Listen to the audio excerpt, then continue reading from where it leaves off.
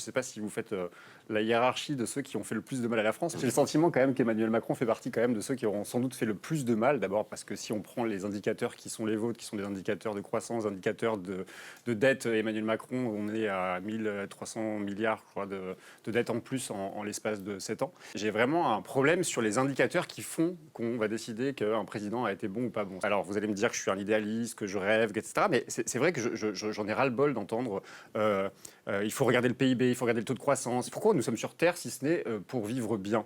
Moi, il y a des chiffres qui m'alertent, qui m'alarment et qui me font dire qu'effectivement des présidents nous ont fait tant de mal. Vous avez entendu, la semaine dernière, la France est passée du 10e au 26e rang sur les taux de mortalité à la naissance. Ça, c'est un indicateur qui me paraît autrement plus important pour décider des politiques publiques à mener que l'indicateur de dette ou de PIB ou de croissance ou que sais-je. Il y a un point sur lequel je suis d'accord avec vous.